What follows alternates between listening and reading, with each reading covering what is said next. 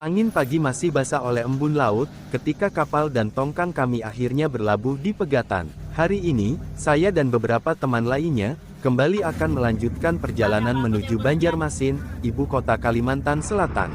Pagi ini, taksi sungai kami mulai bergerak perlahan meninggalkan kapal dan tongkang. Namun, sebelum sampai ke Banjarmasin, kami harus menyusuri laut dan beberapa sungai, karena laut dan sungai ini adalah satu-satunya jalan yang bisa dilalui untuk sampai ke Banjarmasin. Di Pegatan, taksi sungai bukan sekedar transportasi, ia seperti urat nadi. Dialah yang menghubungkan Pegatan dengan dunia luar, dengan keluarga yang jauh. Di mana taksi sungai ini bisa memuat penumpang sekitar 15-20 orang, dengan barisan tempat duduk kayu yang sempit tapi cukup untuk kami bersandar, sembari menikmati perjalanan. Setelah menyusuri sungai, kami pun melintasi lautan yang pagi itu, lautnya sangat bersahabat. Langit mendung, laut tenang, dan udara yang sejuk. Dari kejauhan di sisi kiri, terlihat garis-garis hijau dari pepohonan yang tumbuh rindang di sepanjang pinggiran laut mesti tampak samar-samar.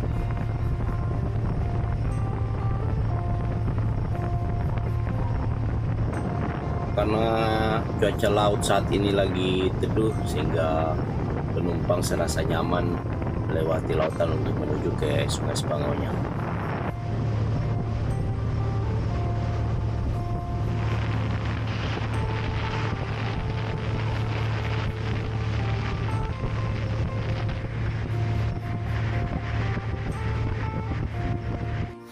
Kalau ini nama kampungnya Sungai Sebangau Kecil. Penduduknya di dalam cukup lumayan banyak, mayoritas penduduknya nelayan.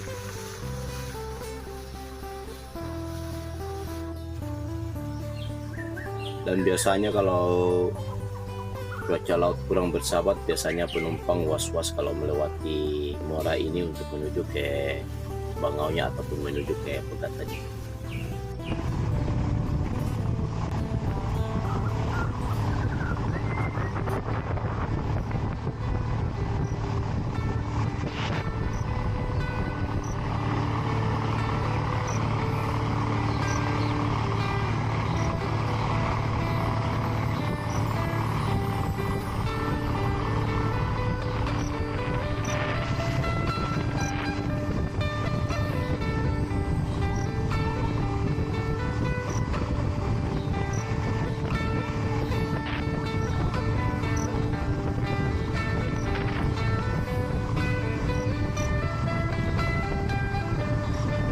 Setelah sekitar 80 menit mengarungi laut, kami pun tiba di muara Sungai Sebangau, sungai pertama yang akan kami lalui dalam perjalanan panjang ini.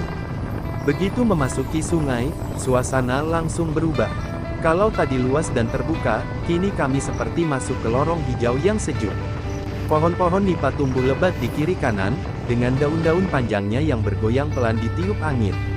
Airnya coklat pekat, khas Sungai Rawa, tapi jernih dari sampah. Hanya riak-riak kecil dari perahu kami yang mengganggu permukaannya. Beberapa penumpang mulai terkantuk. Ruang sempit tak memungkinkan rebah, jadi mereka ada bersandar ke dinding perahu, mata setengah terpejam, ada juga yang rebah sembari melipat kaki, sambil ditemani deru mesin yang monoton tapi anehnya menenangkan. Saya sendiri memilih tetap terjaga, mencatat setiap pemandangan yang melintas.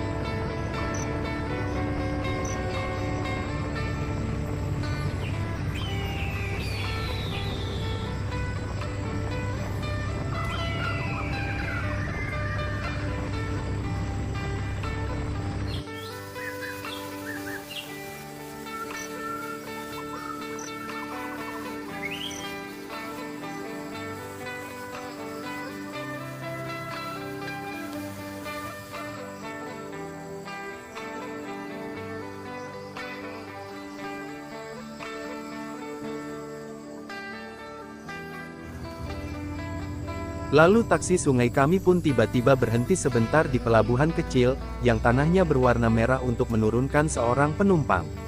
Tak lama kemudian, taksi pun kembali melaju lagi, membelah air seperti menorehkan garis di atas kaca.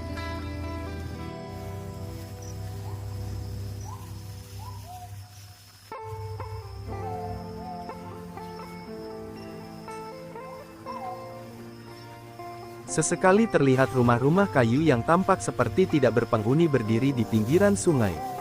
Tak berapa lama kemudian, kami melintasi pabrik somel kayu.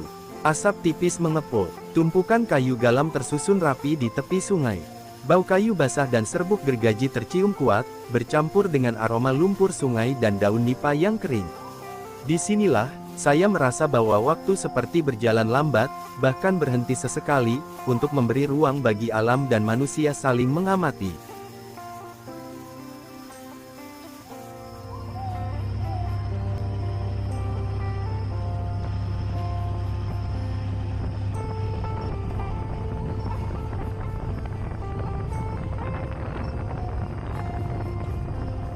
Setelah hampir 2 jam menyusuri sungai Sebangau, akhirnya kami tiba di Sungai Kerokan.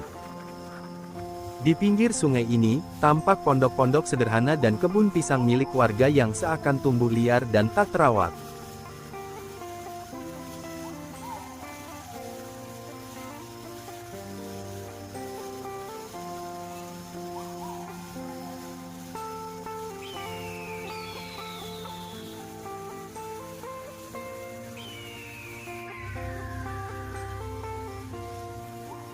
Lalu terlihat juga beberapa rumah penduduk yang terlihat terawat dan beberapa gedung walet yang menjulang kokoh berdiri di antara rumah-rumah.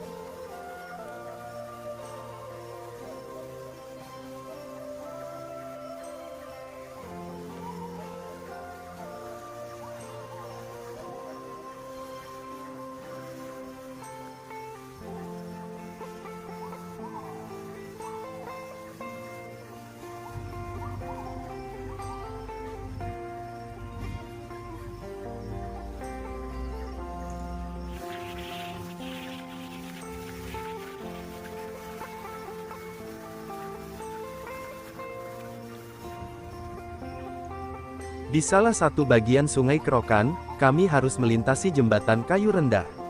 Sopir taksi sungainya memperlambat laju, dan kami semua menunduk agar tidak terbentur. Akhirnya, setelah hampir 3 jam perjalanan sejak meninggalkan Pegatan, kami tiba di warung kecil terapung di pinggiran sungai. Bangunannya sederhana, hanya papan kayu dan atap seng, tapi aroma kopi hitam dan pisang gorengnya menggoda siapapun yang lewat. Kami pun berhenti di sana. Sopir taksi memberi jeda, 15 menit katanya. Saya turun untuk sekedar beristirahat untuk menghilangkan rasa capek, angin berhembus pelan, membawa suara-suara air dan obrolan ringan antar penumpang. Ada yang memesan teh manis, ada yang berbelanja, ada yang buang air kecil, ada yang hanya duduk dan merokok sambil menatap ke hilir. Di saat seperti inilah saya merasa sungguh-sungguh hidup. Di antara orang-orang yang tak saya kenal, di perahu kayu yang membawa kami menyusuri sungai dan waktu, di bawah langit Kalimantan yang tak pernah sama. Perjalanan ini bukan sekadar berpindah tempat, tapi tentang melihat, mendengar, dan merasakan kehidupan dari sisi yang lebih sunyi, lebih dalam. Dan setelah jeda itu, kami kembali naik. Taksi sungai menyalakan mesinnya, bersiap melanjutkan sisa perjalanan ke Banjarmasin. Masih ada sungai yang harus dilewati, masih ada cerita yang akan tertulis oleh air yang terus mengalir. Setelah beristirahat sejenak di warung kecil di pinggir sungai, kami pun bersiap melanjutkan perjalanan. Taksi sungai kembali meraung perlahan, mesinnya yang khas berdetak pelan, seolah memberi isyarat bahwa petualangan ini masih panjang. Sungai Kerokan Sebangau kembali menyambut kami dengan suasana tenangnya yang magis. Beberapa penumpang tersenyum sembari memandangi sekitar. Tak lama setelah perahu bergerak, kami disuguhkan panorama yang tak terduga, hamparan rumput liar yang tumbuh tinggi dan rapat di kedua sisi sungai, membentuk semacam lorong hijau yang memanjang tanpa ujung. Rumput-rumput itu bergoyang pelan tertiup angin, dan warna hijaunya yang segar menjadi kontras yang menyejukkan hati terhadap air sungai yang kecoklatan namun tenang. Kami larut dalam keheningan. Hanya suara pelan mesin dan gesekan air yang menemani. Tak ada kendaraan, tak ada hiruk-pikuk manusia, hanya kami, perahu, dan alam yang terasa begitu murni. Angin sepoi-sepoi membawa aroma khas tanah basah, rumput liar, dan sisa embun pagi yang menggantung di rumput liar.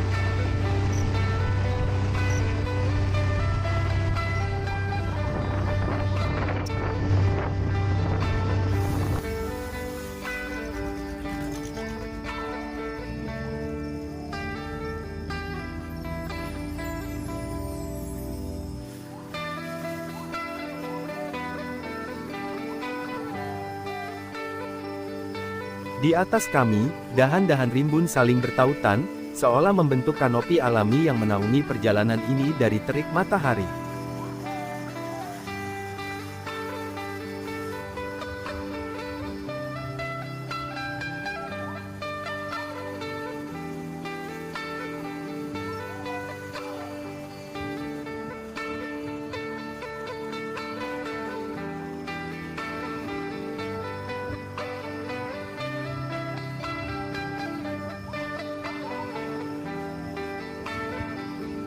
Tak lama kemudian, kami tiba di sebuah jembatan beton, yang menjadi penghubung darat utama bagi warga Bahaur ke wilayah lain.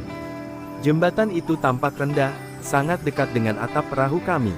Dengan hati-hati, perahu memperlambat laju dan melintasinya.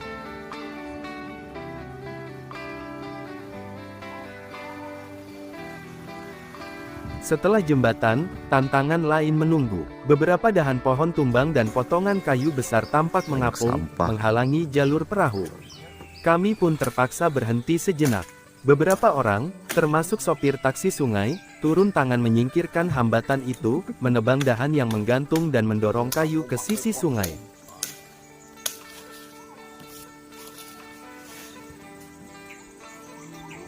Ini nah, habis derang panen tenang kali.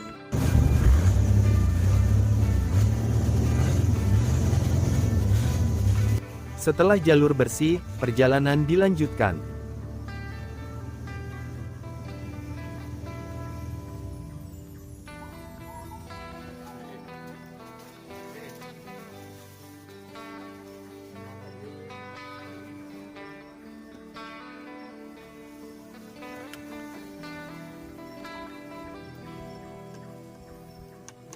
Ular ini ada.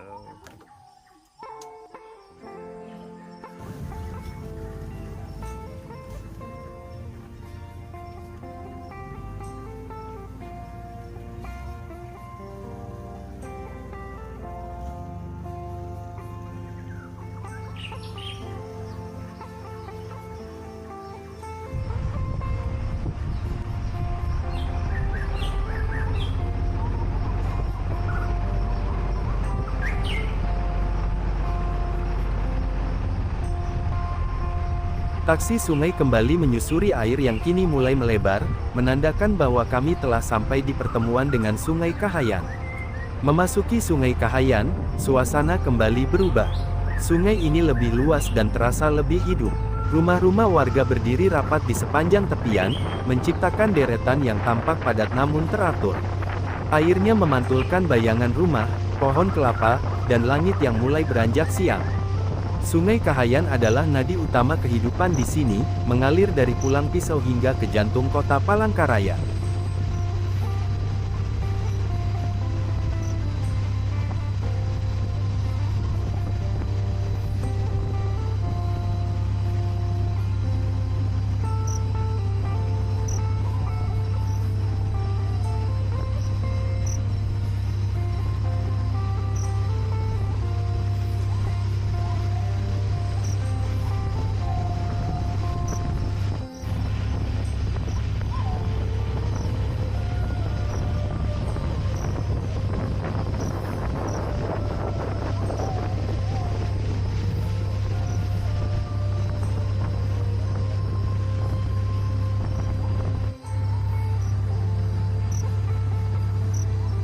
Setelah beberapa waktu, kami sampai di muara Sungai Tarusan, jalur air yang akan membawa kami lebih dekat ke arah Koala Kapuas.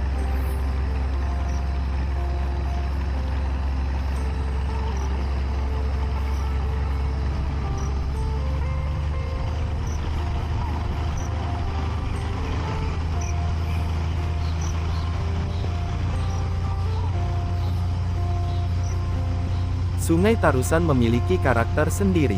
Airnya tenang, lebarnya sedang, tapi yang paling mencuri perhatian adalah pemandangan di sepanjang tepinya. Kebun-kebun kelapa membentang luas di belakang rumah warga. Batang-batang kelapa berdiri tegak menjulang, daunnya melambai seolah menyambut siapapun yang lewat. Rumah-rumah di sini lebih sederhana, suasana terasa teduh, alami, dan penuh kedamaian. Aroma kelapa yang khas tercium samar, bercampur dengan bau kayu basah dan tanah. Beberapa warga tampak duduk di panggung rumah, melambaikan tangan saat perahu kami lewat.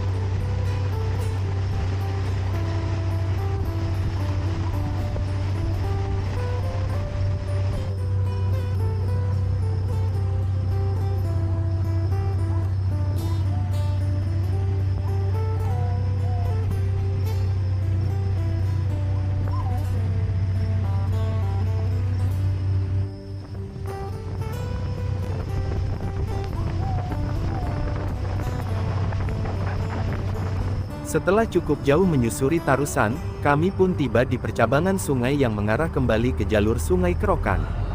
Disinilah pemandangan berubah drastis.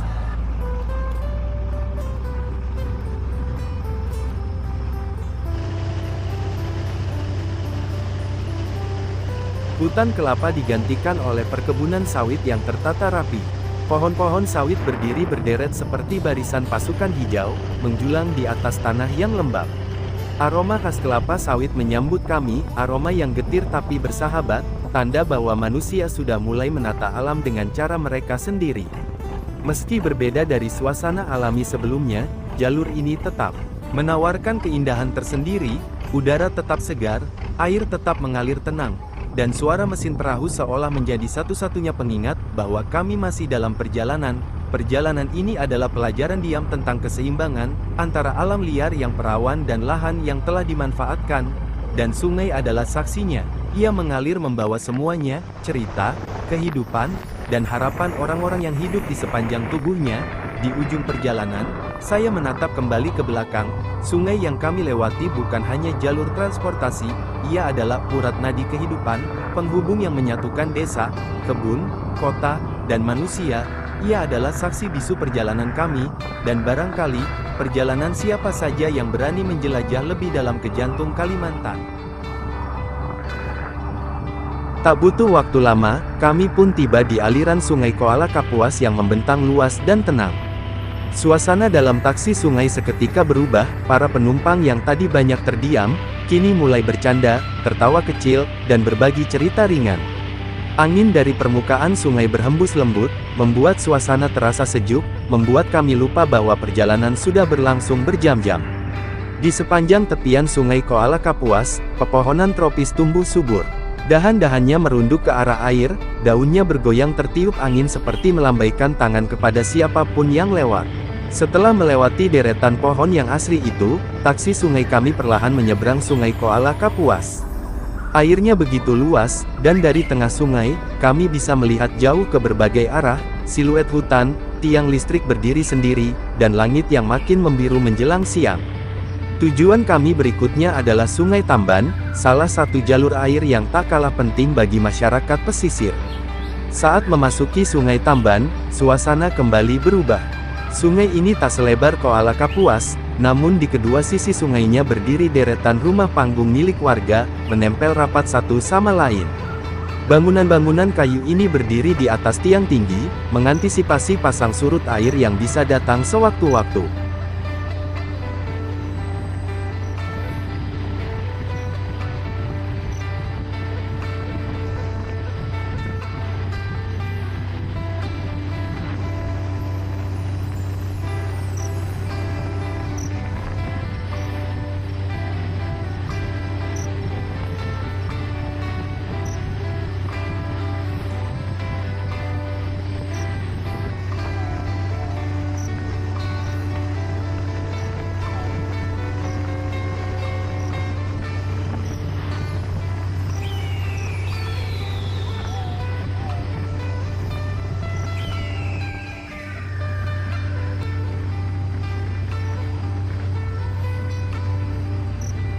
Di ujung Sungai Tamban, pemandangan mulai berubah.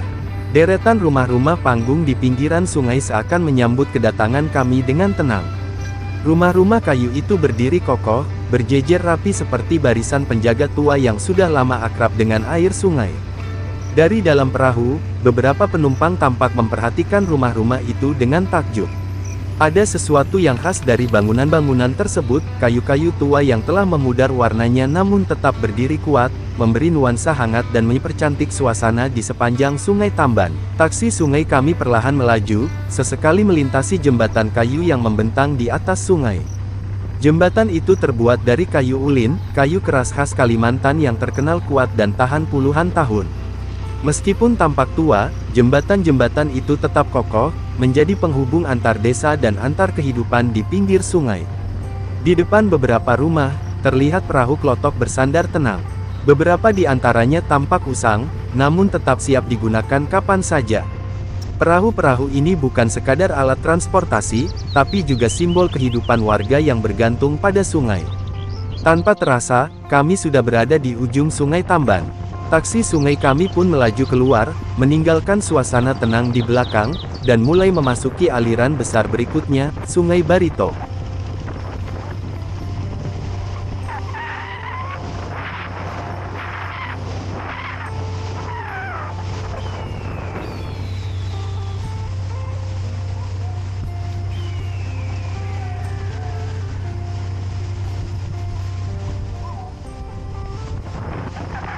Begitu memasuki Sungai Barito, suasana berubah drastis. Sungai ini jauh lebih lebar, airnya lebih dalam, dan lalu lintasnya jauh lebih padat. Dari kejauhan, terlihat kapal-kapal besar melintas, sebagian membawa kontainer dan hasil tambang, sebagian lagi merupakan tongkang-tongkang besar pengangkut batu bara. Sungai Barito memang menjadi salah satu jalur nadi transportasi penting di Kalimantan. Kapal-kapal ini menghubungkan berbagai kota dan daerah, serta menopang aktivitas ekonomi wilayah Kalimantan Selatan dan sekitarnya. Di tengah kesibukan Sungai Barito, taksi sungai kami tetap tenang melaju. Setelah beberapa lama menyusuri Sungai Barito, perahu kami mulai mengarah ke sungai terakhir dalam perjalanan ini, Sungai Martapura.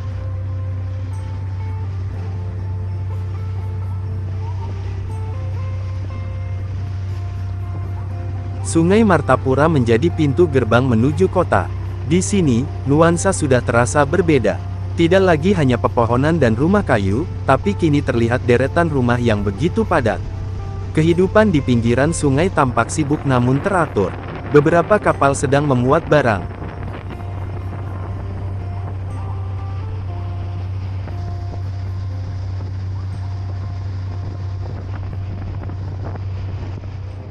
Tak terasa, taksi sungai kami mulai melambat. Deru mesin diesel yang sejak tadi menemani kami kini terdengar lebih pelan. Ini pertanda bahwa perjalanan saya hampir selesai. Beberapa menit kemudian, taksi sungai merapat ke salah satu titian milik warga di pinggir kota Banjarmasin. Saya pun bersiap turun, membawa serta barang-barang dan tentu saja, pengalaman yang luar biasa. Perjalanan ini bukan sekadar menyusuri sungai. Ini adalah perjalanan batin dan mata, menyaksikan kehidupan yang tak banyak berubah sejak dulu. Dari sungai yang sepi hingga sungai yang padat. Semua menyatu dalam satu jalur air panjang yang menghubungkan banyak cerita. Saya pun menapakkan kaki di dermaga kayu itu, menoleh ke belakang sebentar.